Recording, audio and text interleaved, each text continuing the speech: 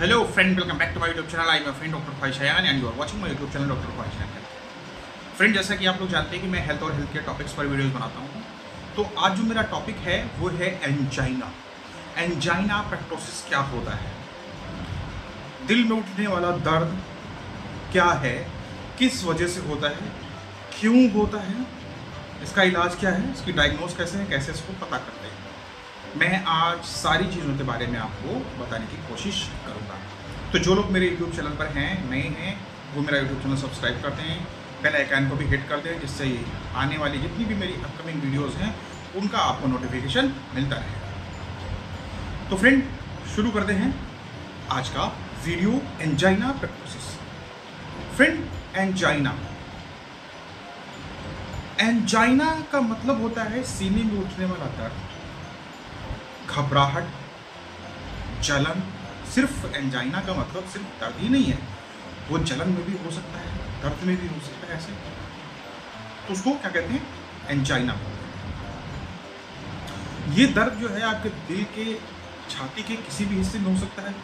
Right side में, left side में, आपके लेफ्ट साइड के हाथों में जा सकता है, पेट के ऊपरी हिस्से में हो सकता है, गले में हो सकता है, यहाँ जबड़े तक जा सकता है, कंधे तक जा सकता है. तो इसे एंजाइना बोलते हैं.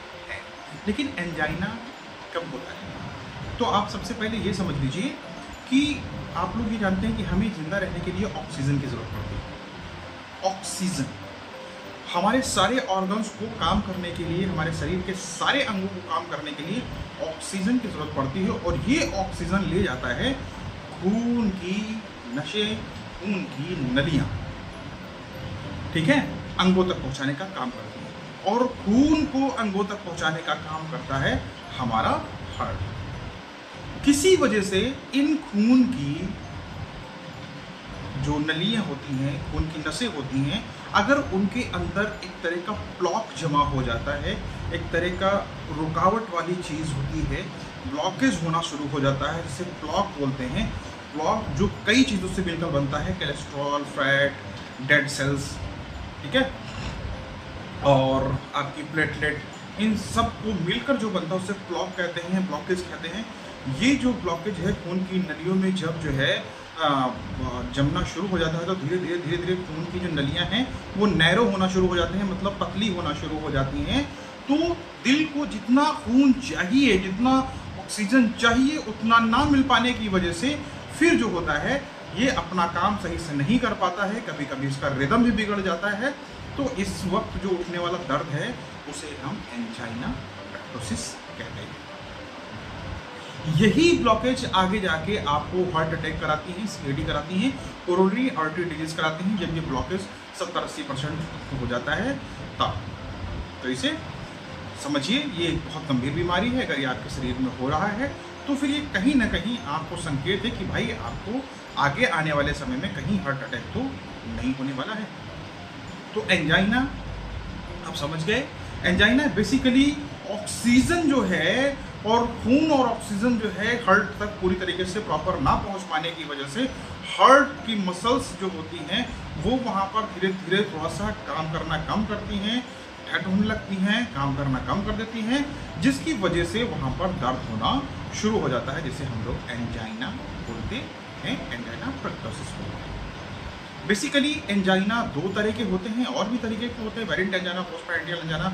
लेकिन जो देखा जाता है कॉमनली वो सिर्फ दो तरह के होते हैं, stable angina and unstable angina.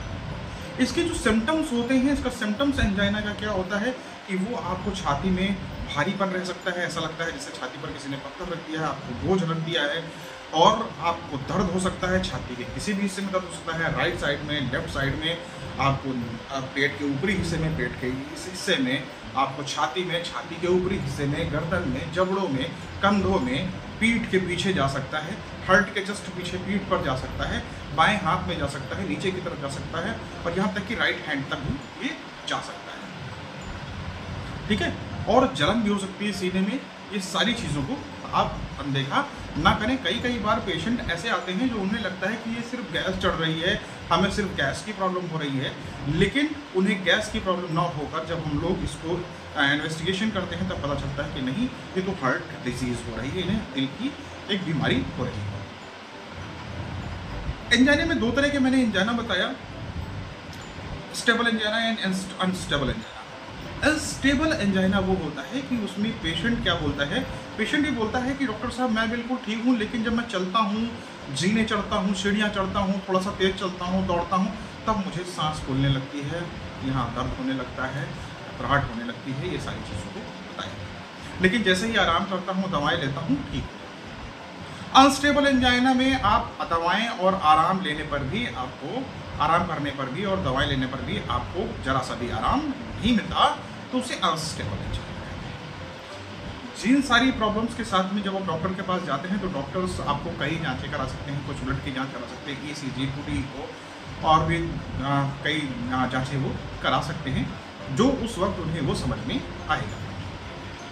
तो फ्रेंड, स्टेबल एंजाइना दवाओं के सहारे से सही होने वाला है, और आप अपने डॉक्टर के, नज़दीकी डॉक्टर से जब मिलेंगे तो डॉक्टर आपको बताएंगे, ठीक है। तो मैं ये कहूँगा कि अगर आपकी उम्र 45 साल के ऊपर है और आपको फिर रेगुलर चेकअप के लिए डॉक्टर के पास जाना है, साल में एक बार अपनी कंप्लीट जांच करानी है। रेगुलर चेकअप आपका बहुत ज़रूरी है। BP, शुगर, और ये किन्हें होता है, ये उन्हें होता है जिन्हें इफेक्टिव फिजिकल एक्टिविटीज़ बहुत कम कर देते हैं, ऑफिस में बैठने वाला काम है, घंटों काम बैठे रहते हैं, और शुगर के मरीज हो गए हैं, या फिर कोई और प्रॉब्लम है, उन्हें फिजिकल एक्टिविटीज़ नहीं है ना, तो ये सारी चीज़ें उन्हें ज़्यादा घबराने वाली बात रहती है। कभी कभी ये भी देखा जाता है कि जिनकी हिस्ट्री जो है, फैमिली हिस्ट्री में अगर हार्ट की बीमारी है, तो भी आपको घबराने की ज़रूरत रहती है, खासतौर पे जब अगर आपके साथ साथ शुगर भी है और फिर आपकी उम्र भी 45 के ऊपर हो रही है, ठीक है। तो आप इसे समझें, एंजाइना को बिल्कुल भी आप हल्के में ना लें। एंजाइना जो है बहुत ही ख़तरनाक बीमारी बन सकती है, यहाँ तक कि आपको हार्ट अटैक तक दिला सकती है, ठीक है। तो उम्मीद है कि आपको ये वीडियो पसंद आया होगा और आप समझे होंगे कि एंजाइना, बहुत ही शॉर्ट शब्दों में एंजाइना क्या है, एंजाइना का प्रोसेस क्या है, और इसे कैसे जो है हमें समझना है। आज के लिए फ्रेंड वीडियो इतना ही, अगली बार किसी और डिजीज़ पर काम करेंगे। तब तक के लिए फ्रेंड मेरा अपनी यूट्यूब चैनल सब्सक्राइब कर दिया होगा, उम्मीद है आप मुझे नेवर डिसअपॉइंट नहीं करेंगे फ्रेंड। एंड आप जो है मेरा यूट्यूब चैनल लोगों तक भी शेयर करेंगे, लाइक करेंगे, और जिससे थोड़ी सी भी समझ अगर किसी तक पहुंच सकती है तो मेरा वीडियो बनाने का उद्देश्य भी है वो सफल रहेगा। आज के लिए फ्रेंड इतना ही, धन्यवाद।